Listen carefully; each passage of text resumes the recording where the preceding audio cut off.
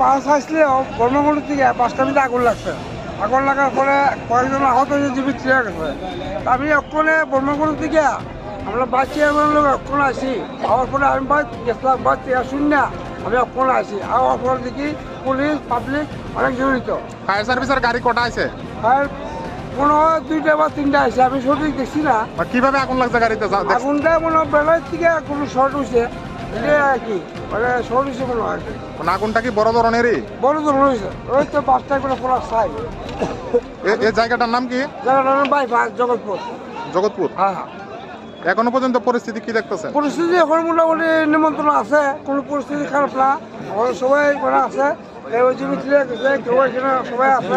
হ্যাঁ, ঘটনাটা তো আমরা বলেতে বাড়িতে আগুন লাগছে বাইপাসে, তখন আমরা এদিকে গাড়িতে আগুন লাগছে। তার গাড়িতে আগুন লাগার পরে আমরা কাজ করলাম, এখন আগুন মোটামুটি নিচ্ছে। হ্যাঁ, এতটুকুই আমরা জানি আর কি। আচ্ছা, আগুনের মাত্রা কিরকম পর্যায়ে ছিল? আগুনের মাত্রা তো বহুত ছিল, গাড়ি পুরা গেছে। কতটুকু সময় লেগেছে এবং কটা ইঞ্জিন ব্যবহার করতে হয়েছে এখানে? সময় তো প্রায় 1 ঘন্টা। কটা ইঞ্জিন এসেছে, কোথায় থেকে এসেছে? ওই তো আমাদের সিধে মনপুর থেকে 2টা ইঞ্জিন। আচ্ছা, এখানের পরিস্থিতি এখন কি নিয়ন্ত্রণে? এখানে পরিস্থিতি নিয়ন্ত্রণে আছে। আচ্ছা, আহতর সংখ্যা কি জানতে পেরেছেন আপনারা? আহত নিহতের খবর? আহত আমরা আয়াত যা শুনলাম একজন রুগী আছে, কিন্তু আমরা তো নিতে পারছি না, অন্য সিভিল গাড়ি দিয়ে হসপিটাল পাঠানো হয়েছে। মানে আহত রয়েছে। আচ্ছা, গাড়িটা কোথা থেকে কোথায় যাচ্ছিল? ওইটা তো এখনো জানছি না। আপনারা কি এখানে এসে মানে থামানো অবস্থায় পেয়েছেন? আমরা এখানে এসে গাড়ি থামানো অবস্থায় আগুন চলছে, এই অবস্থা পেয়েছি। আপনার নাম? আমার নাম দিলীপ সরকার, আপনি রিডিং ফায়ারম্যান দিলীপ সরকার।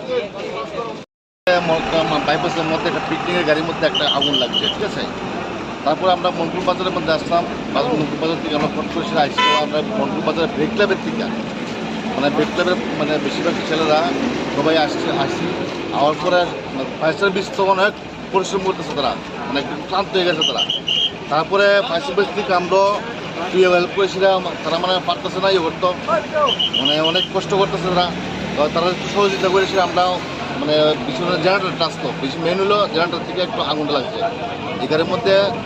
পরে লাস্ট মাস আমরা যেটা দেখছি, এটা জেনারেটার থেকে একটা আগুনটা লাগছে। কারণ জেনারেটার থেকে লাস্ট মাস পুরো একদম জেনারেটার থেকে পুরো আগুন ইয়ে হইতেছে। তারপর আমরা ফায়ার সার্ভিস 5 টাইপ নিয়ে এসে আমরা বলে মিললে সেটা ভিতরে ঢুকছি।